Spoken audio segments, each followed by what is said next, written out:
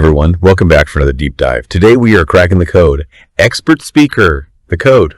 Host speaker, medical English, especially when it comes to describing how you feel to your doctor.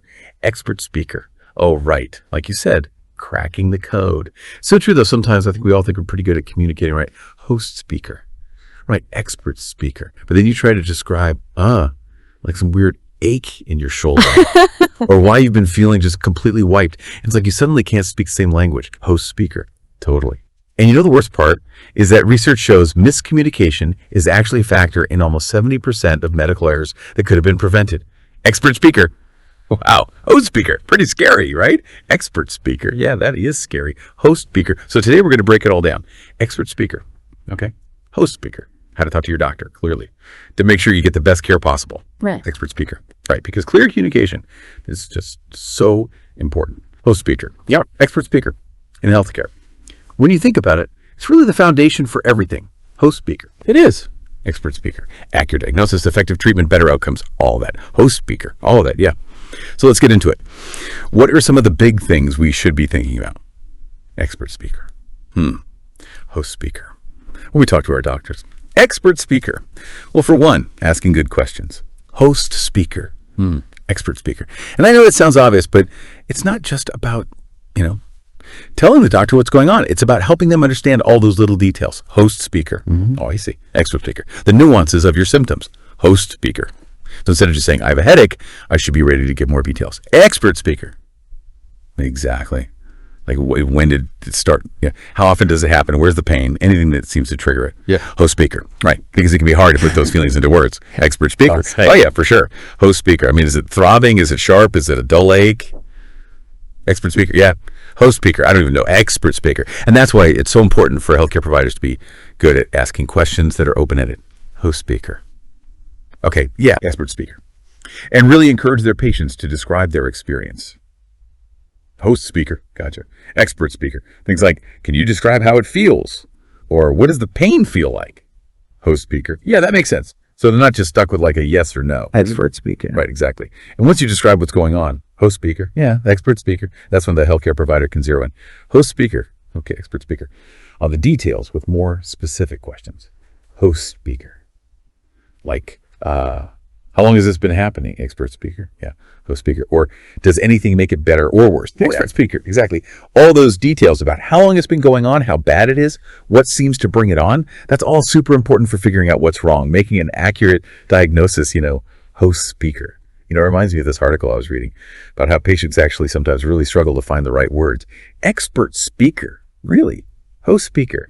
To explain their symptoms. They were talking about how people use all sorts of different words when they're talking about pain. Expert speaker. Well, that's a good point. It really shows why doctors and nurses need to be able to understand. Host speaker. Yeah. Expert speaker. All those different ways people describe things. Host speaker. Right. Expert speaker. And be able to translate them. Host speaker. Translate them. Expert speaker. Into medical terms. Host speaker. Expert speaker. Like, a patient might just say, I'm tired all the time. Host speaker. Yeah. Expert speaker. But really what they're experiencing is fatigue. Host speaker. Okay. Expert speaker. And fatigue is that long-lasting lack of energy. That could be a sign of something bigger going on. Host speaker. That's interesting because, like you said, tired and fatigued sound pretty similar. Expert speaker. Right. Host speaker. What would make a doctor think it's more than just, needing a good night's sleep? Expert speaker. Well, if it's bad enough to get in the way of your everyday life, or if it just goes on, and especially if there are other things going on at the same time. Host speaker. Expert speaker. Like if you're also weak, those are the kinds of things that would make a doctor want to look into it further. It could be anything from anemia, problems with your thyroid, sleep disorders, even chronic fatigue syndrome. Host speaker. So tired, which seems like such a simple word. Expert speaker. Yeah. Host speaker. Could actually mean a lot of different things medically. Expert speaker. Exactly. And you know what? That's another reason why choosing our words carefully, really being specific when we talk to our doctor, is so important. Expert speaker. Absolutely. It also just shows how important it is for doctors to be really aware of the nuances. Host speaker. Yeah. Expert speaker of language. And ask those clarifying questions. Be sure they understand what the patient is truly experiencing. Okay, so we've covered how patients describe their symptoms, but what about when the doctors explain the diagnosis? All that medical jargon can be kind of scary. Oh, absolutely. Even if you think you're pretty well informed. Yeah. doctors, they can kind of slip into using all these technical terms without even realizing it, you know, and it can leave you feeling totally lost. Like you're not even part of the conversation. Exactly. And that's such a shame because understanding your diagnosis, it's so important. It helps you feel in control. Like you can actually be a part of your own care. Right. Yeah.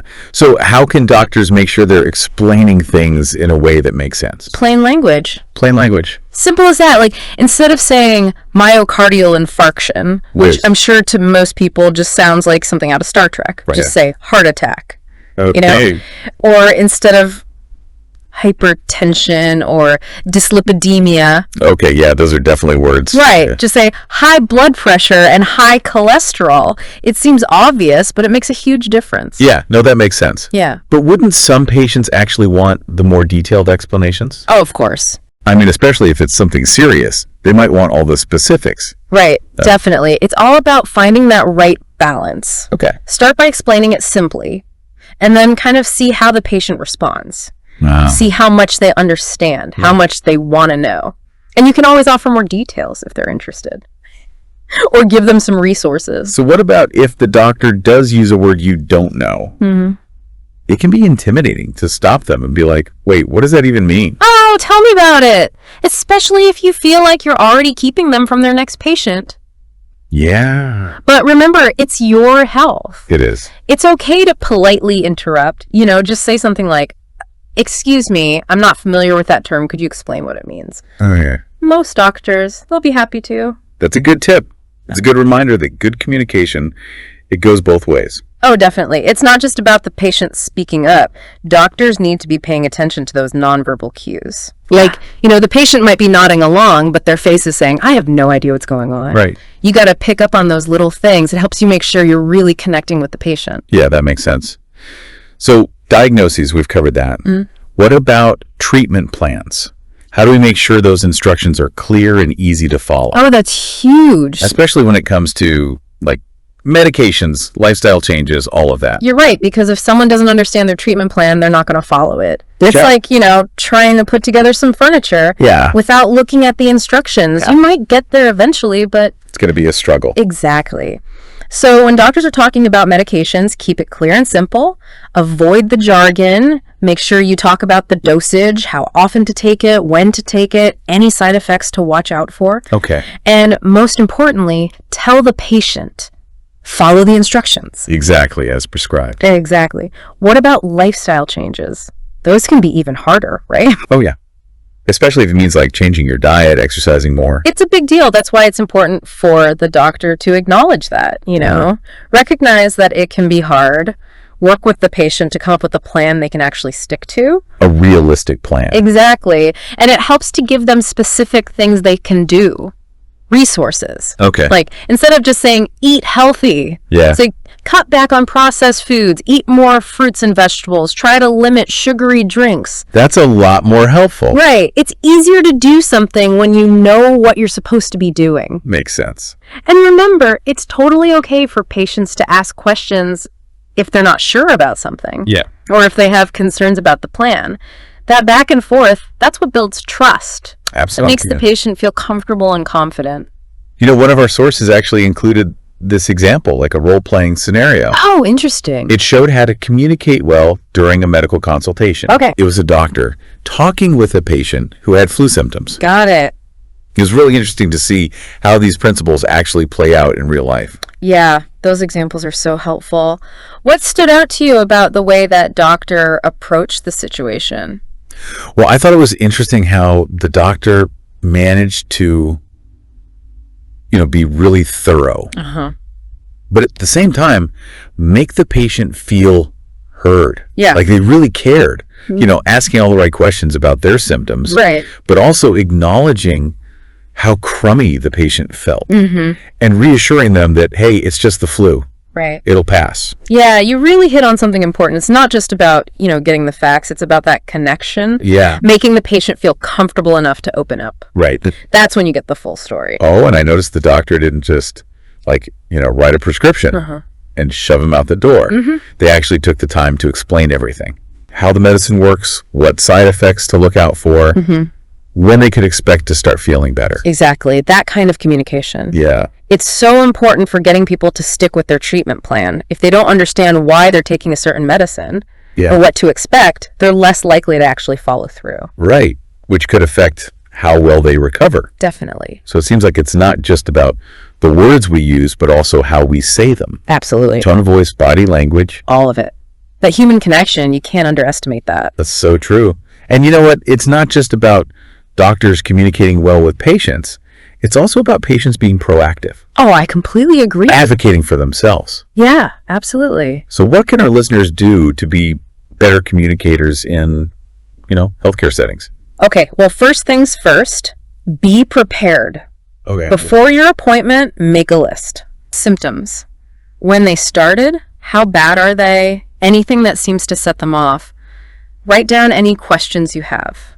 That's a good idea because it's so easy to forget things when you're actually at the doctor's office. Oh, yeah, especially if you're feeling nervous. Yeah, exactly. It's also important to be a good listener.